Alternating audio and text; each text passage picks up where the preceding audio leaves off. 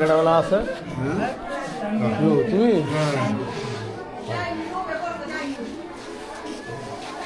কি সে কেমনে কেমনে কি পরে একটু পোস্টমর্টম ধরলে পরে লোক কই পরিবারের লোক কই আছে। কি আমরা ভোর 4টা বাজে ওরা ফোন দিছে আমাদের বাড়ি বইলের কান্দি ব্রাহ্মণ ইউনিয়ন। তা আমার বাগ্নি হয় জিদনি ফোন দেওয়ার পরে বলতেছে ওর অবস্থা নাকি বলে খারাপ এই জায়গায়। তারপরে আমাদের 2,500 হাসপাতালে নিয়ে আসছে। তো আমরা আসছি, আসার পর দিয়ে এই জায়গায় ওরা মৃতটা নিয়ে আসছে 2,500 হাসপাতালে। তা আমি পুলিশের কাছে গেছি, পুলিশ উপর হয়েছি। এখন বর্তমানে যে থানা ওসি সাহেব বলছে এটা পোস্টমর্টম করার জন্য পোস্টমর্টম ব্যবস্থা যে রেস্ট সুষ্ঠু তদন্ত করে এইটার মধ্যে আমরা রাজি আছি। তো ওরা বলতেছে যে বলে স্ট্রোক করে মারা গেছে। তা আমরা স্ট্রোকের যেটা মারা যায় আলহামদুলিল্লাহ নিচে গা, তুই নাহলে সে অপমৃত্যু করে থাকে তার বিচার সুষ্ঠু বিচার চাই এবং সুষ্ঠু তদন্ত যা সরকার আইনে তা আছে। তা আমরা কতদিন হয়েছে বিয়ে হয়েছে 2 বছর চলে। আচ্ছা আচ্ছা একটা মেয়ে ছেলে হয়েছে 1 মাস হয়েছে, 1 মাস মনে 27 দিন। পারিবারিকভাবে বিয়ে হয়েছে, কিন্তু তাদের একটু সম্পর্ক ছিল। তারপরে পারিবারিক ছাত্রী ছিল, হ্যাঁ কলেজের ছাত্রী ছিল। বাবার নাম হচ্ছে বৈলারকান্দি গ্রাম, পিতা মৃত সিরাজ মিয়া। তার আব্বা আবার 2-2.5 বছর হয়েছে, 3 বছর তলে মারা গেছে। সে বর্তমানে সে নার্সিং কমপ্লিট করা মেয়ে, নার্সিং কমপ্লিট করছে ঢাকা মিরপুর থেকে। এটা রানিং ছাত্রী ঢাকা মিরপুরে সে রানিং ছাত্রী, নার্সিং কমপ্লিট করছে সে বর্তমানে।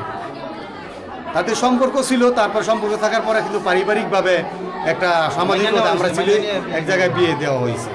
পরে পারিবারিকভাবে আমরা সব কিছু করেছি। আপনাদের সন্দেহ হত্যা করেছে? আমাদের সন্দেহ হইতে পারে হত্যা করাইছে, কারণ সুস্থ গতকালও বলছে, কিন্তু আমার স্বাস্থ্য বোন বাগ্নি হয়। আমার বোন বলছে আনার জন্য, ওরা বলছে দিব না। একটু স্বাভাবিক একটু ঝগড়া ছিল, আসছিল স্বাভাবিক পারিবারিকভাবে। রাত 10টা মাঝে মধ্যে অনেকেই হইতো, কারণ মেয়ের আব্বা নাই, তার মা বর্তমানে যে রানিং মানে তারা 2টা বোন, সেই সপ্তাহের ফ্যামিলি তার বড়। আপনি কি হন? আমার বাগ্নি, আমার চাচাতো বোনের মেয়ে। তো তেমন জড়িত ছিলাম না, তবে আমার বাড়ির উনি বলতো জিদনির শাশুড়ি আর জিদনির জামাই নাকি অনেক জ্বালা যন্ত্রণা করে।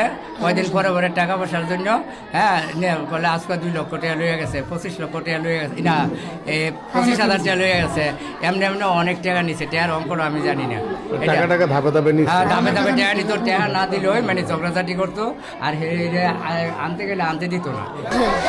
বিয়ার আগে কোনো যৌতুক চাই নাই, বিয়ার পরে যৌতুক চাইছে, 2.5 লাখ টাকা দিয়েছি, হ্যাঁ আরো চাই। আমার যে আমি বিয়েছি, নার্সিং কমপ্লিট করাইছি, ভাইঙ্গা মিলে আমরা করাইছি। আর হ্যার মতন মানুষের দ্বারা আমি আমার যে প্রেম করে বিয়া করছে, আমরা ইচ্ছা করে দিছি বিয়া। অনেক নেওয়ার পরে হ্যাঁ খালি আসা যৌতুক চায়। সম্পর্ক ছিল এদের? 5 বছর সম্পর্ক আছিল, বিয়ের 2 বছর আর বিয়ার মাত্র 1.5 বছর হয়েছে। আমার জিরার মাইরা লাগছে। টাকা নিছে না কদিন আগে? কত টাকা নিছে? আমার তেনে টাকা নিছে, আমার তেনে 6 মাস আগে 2.5 লাখ টাকা নিছে। সত্য কথা বললেন? হ্যাঁ সত্য কথা। 2.5 লাখ টাকা নিছে? হ্যাঁ আমি জায়গা বেচছি, তো আরো টাকা দিতাম বিলে, হ্যাঁ টাকা চাই। আমি তো বই না কত অংশ কিনছি, আমি আর দিতাম পারি নাই, এই জন্য হ্যাঁ আরো টাকা চাই। আমার জিরে কি করে?